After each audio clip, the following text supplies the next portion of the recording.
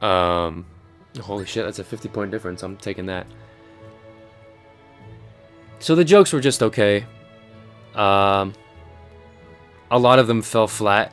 Although I'll give them credit, there was a couple that actually genuinely made me laugh. And there's a scene in the film, the concert scene, which you may have seen in the trailer, in which the dragon is on that dragon ghost is on Patty's shoulders. It immediately makes a terrible, dated, just yeah, just a terrible joke in general. She tries to crowd surf after Melissa McCarthy's character crowd surfs, and nobody catches her. To which she proclaims, "I don't know if it was a lady thing or a race thing, but I'm mad as hell." That to me just felt like it was such a flat, uninspired jab at today's issues, and it didn't really feel like it needed to be there. I don't really go to movies to be like, oh, haha, how funny. That's a joke that is relative to times now. It was a bad joke, and it didn't really do much for me. On the other hand, they immediately followed it up with something that was actually moderately funny for me, in which she gets up and the awkward humor actually worked because the situation was awkward. She gets up and the dragon's perched up on her shoulders, to which she's just like, "Oh, I'm just gonna go home. I'd rather not deal with this. Don't do anything to piss him off. I'd rather just walk out of this, all right." And that genuinely made me laugh. On the other hand, everything else, just the overall, and I try not to say this word because it's there's this generalization that it's seen as negative in today's view. There's just this overall feminist undertone about it, and I'm pretty sure I said this already, but I'm all for feminism. But there's a proper, and I don't even want to say proper because then different people have different ideas of proper. But there's a right way to execute on that idea, in that you can have a feminist message without it shitting on men in the light of Kevin and the mayor. Kevin being this belligerent idiot, and the mayor being this backstabbing, under the table asshole. And then I haven't even gotten to the ending. I'm gonna get to the ending right now. So spoilers.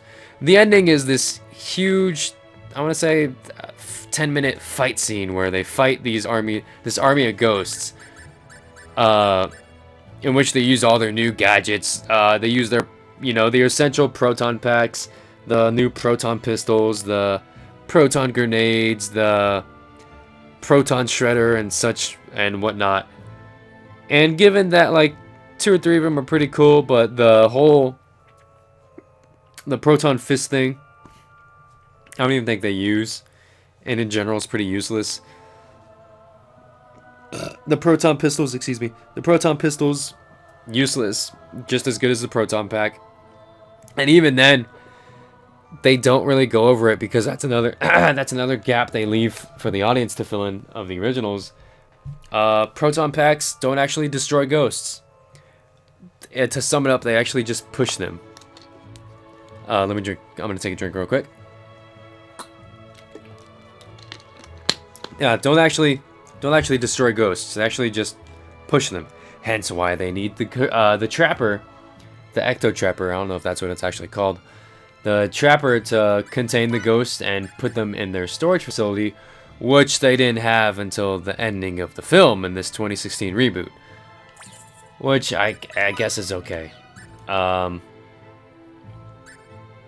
So the way they fight the ghosts, they're fighting with their proton packs, and since they don't have their packs, their containment units, they get rid of the ghosts by using their proton pack and flipping them and spinning them and whatnot, and having them land on their ghost backs, or throwing them into the ghost mist in which they reappear, or into which they appeared from originally, and they simply disappear into it. They just don't come back out.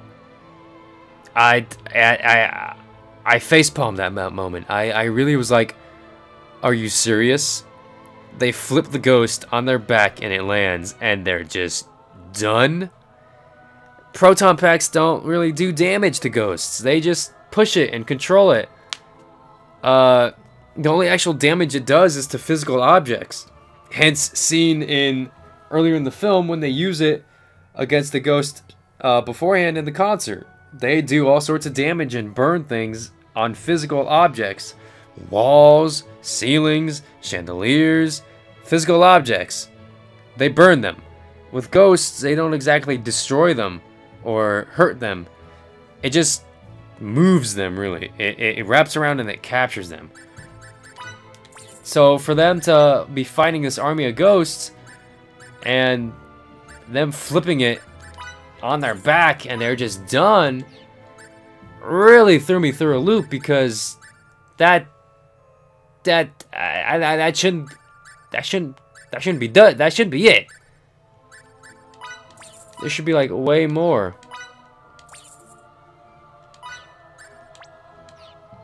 I'm sorry, I'm losing track. I'm focusing on the game now. And then the whole scene moves on into, oh no, you know, we have a plan. Good, you know, they have a plan and all. They're gonna execute on the plan, and they do that moderately well, which involves Slimer. And I'm kind of glad they made him somewhat more. Well, one could argue that they made Slimer a less pivotal role in this film, because in the original, Slimer was actually the first ghost that they actually tested their equipment on and successfully captured. The Royal Institute. Slimer was just kind of there. He popped up, and he caused ruckus, and that was really it. Keep it up. They showed him a couple of times, and then for whatever other God-given reason, there's a female Slimer, just cause. Follow me. Just cause. That biometrics. So it seems. They didn't really explain it or anything. Slimer just apparently has a female Slimer, and there you go. And that's where the issue of my whole the feminist undertone of the entire film is just jolting, because they just kind of do things, but they don't really explain it or give reason to it. I'll get some footage. Slimer was there from the beginning, and the whole purpose for Slimer was that he was the original ghost that Ghostbusters first fight against and actually test their equipment against. Slimer here is just there, and then for whatever reason, so is female Slimer. Just cause. Cassius, it's me, Fiore. Come in. But anyway, so after they get done with that, and Slimer goes and causes ruckus by hijacking the Ecto-1, they encounter the villain of the film, and you know, they possess Kevin, the idiot receptionist, and they actually make him into a key role by turning him into essentially the villain. He's the most talented scholar we've ever had. So then Kevin, or whatever, I forget, Rowan, I believe that was the villain's name, Rowan. He leaves Kevin and gets into a small fight with the Ghostbusters, Because I'd like your opinion on this and they signets. just kind of throw in the idea that, oh, I'll fight you in a form that you're most familiar with. What would you choose? That's my first question. To which they actively choose the form in which Patty says the soft, cuddly something, such as their icon or whatever. And meanwhile, in the original, the possessed receptionist of that film, which is a lady, First off, she's decides on her own what form to make the monster. Secondly, And the way she declares that is by saying that, you know, when she uses them. the Thirdly, and that's not even the thing. That's another thing I just realized too. There's no reason for him to be a monster, other than for him to just be a monster for the sake of I've never destroying. seen anything remotely resembling either her signet's In the form original, or it her was, I believe it was Vigo, and then there was So, what do the you think? something of destruction, the something of destruction. I forget what they actually called it. Just a second. And it took form based on Vigo. I forget their fucking name. Based on the main dude. Based on the main dude, you know, being like, oh, You've got me. I can't say I've seen anything that resembles I'm going this to make illustration the What a shame. Harbinger of Destruction, a form that only you can think of. To which the four of them all then immediately come up with the plan of, okay, if she's going to make the, if the ghost is going to make the Harbinger of Destruction based on the form that we're thinking of, we'll simply think of nothing. To which, I believe it was Ray or someone else ends up being the deciding factor. And they all are like, okay, what'd you decide? What'd you decide? What was it? And of course, it ends up being the iconic scene that everyone knows, the Stay Puft Marshmallow Man. And they fight him. They fight the Stay Puft Marshmallow Man. And in the Ghostbusters reboot, Rowan simply becomes a monster just to become a monster in the form of the ghost from their Ghostbusters logo. I completely missed what the hell they were all talking about, by the way. He becomes a monster just for the sake of being a monster, and yeah, that's in the form of a Ghostbusters ghost icon. To which I think, contrary to the majority of the ghosts in the film, does not look like it's from the live-action Scooby-Doo films. He actually looks pretty good. Looks pretty good design. You know, simplistic, gets the point across. Is not totally goofy looking, and you know, is somewhat scary. To which then he, you know, proceeds to destroy whatever it is he destroys. Where am I headed?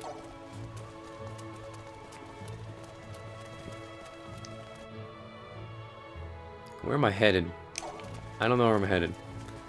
I'm gonna head to a hotel though. To which he proceeds to destroy the city and yada yada. So the four are like, okay, we need to figure out how to send all these ghosts back to where they came from and whatnot. And they come up with a plan and yada yada. Pay for that so I could use my freaking vouchers so I could finally get my DLC. To which they're like, okay, we need to reverse engineer this portal basically, and instead of blowing out ghosts, it's gonna suck ghosts back where it came from.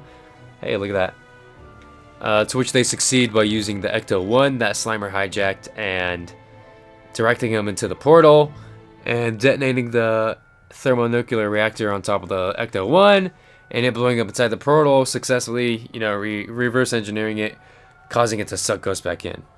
Now this is where the scene that I just can't get out of my head because of how idiotic and insulting to the older audience that know better is. So it sucks back all the ghosts and it attempts to suck back in Rowan, who is still in the form of the giant Ghostbusters logo ghost. And, you know, he's resisting, and he's strong enough to resist in where he grabs onto the buildings to get a grip to resist getting sucked in the portal, to which he succeeds for a while. And then the four of them pop up, and they're like, oh, we gotta make him loosen his grip. To which I then present to all of my other coworkers and friends. I ask them, I go, so what do you think so what do you think happens? With the original Ghostbusters, I would assume, you know, they all four line up and the ghost is fighting back and they're like, okay, we need to loosen his grip. Naturally, they're either gonna shoot their proton packs either at his hands or they're gonna destroy the building that he's holding on to, right? Nope. Their plan to get him to loosen his grip, keep in mind his grip, their plan is to shoot him in the ghost dick. They just all four blast him in the ghost dick. And even more preposterous, it works. It works. He gets shot in the ghost dick with 4 proton packs and he goes, ow! And he loses his grip and he falls into the portal. And I kid you not, I facepalm twice for that scene. I facepalm and I groan because it's so unbearable, the decision that was made there in terms of script writing and just overall playing into the film. Just the decision made to shoot him in the ghost dick was not a good one to me. I just it just didn't sit well with me. It was in bad taste, and it was not a joke that would have been made in the original. It would have been it wouldn't have been a joke that would have been made at all. And that's just the one scene I can't get out of my head. We need to loosen his grip. Let's not aim for his hands. Let's shoot him in the ghost dick. To which I think then she immediately, Melissa McCarthy's character, does a pelvic thrust and says, "Suck it." It's like, what? How do you come up with that? Unless you intentionally want that. And I can't help but feel where I say the whole not misogynistic, flipping around. The whole feminist undertone is like the main focus. And even if it's not, that's a joke that caters to children. To which I then draw a parallel to the original, in which the original didn't really cater to children at all. It catered to a teenage, young adult audience because it too was PG-13. And it's just... The film was just okay. The film was just okay. On its own, without the basis of the original, the film is just okay. But because the original 2 exist, it was pretty bad. Not the worst thing I've seen. Not the worst thing I've seen, but it was pretty bad.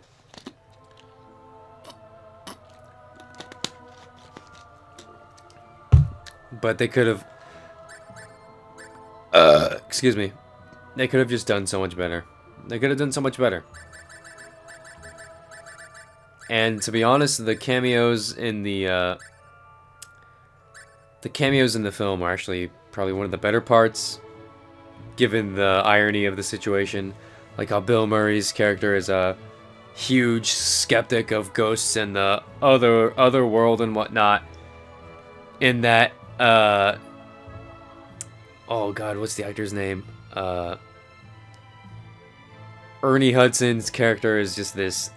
Even then, Ernie Hudson's character is still just his character in the original Ghostbusters, just this average guy who's in this world and going about his business, and then the throwaway cameo that's probably the least used the most is I want to say Harold Ramis's. No, who's the one who passed? The one who passed is Harold Ramis. Dan Aykroyd. Dan Aykroyd's cameo. It's probably the least. It's probably used the worst in the most laziest way. He just kind of is a cab driver, shows up for a quick minute, and is like, "Oh, blah blah. Where are you headed? I'm not going here, but blah blah blah. I'm going back to the town. I ain't afraid of no ghost." He literally says that just to be like a tongue-in-cheek. Hey, I'm part of the originals. You remember the originals? And then that just goes back to my point of this film wants to be its own thing while still relying on the originals, to which it can't.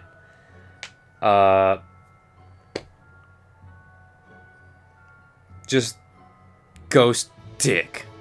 That's how to sum that up.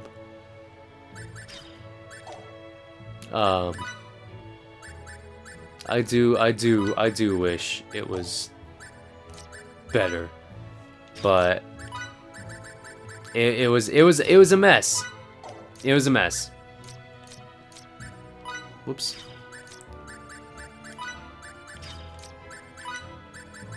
And I mean, if more things were mentioned to me at a time where I were a bit sharper, I'm sure I could come up with so much more. But I just think it was just okay. Definitely not the best.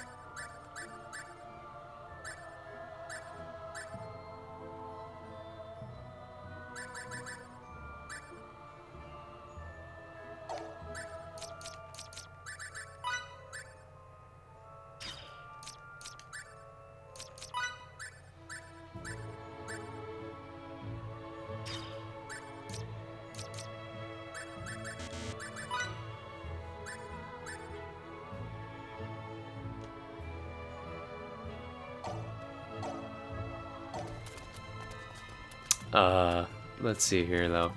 What the hell is I supposed to be doing? I can't remember for shit.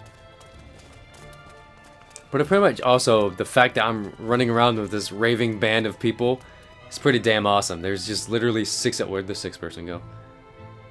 Oh, there she is. There's just literally 6 people following me around the entire time. I love that.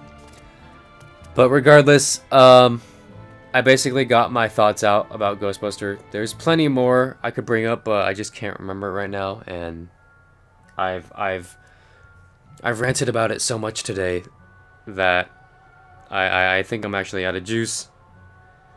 I'm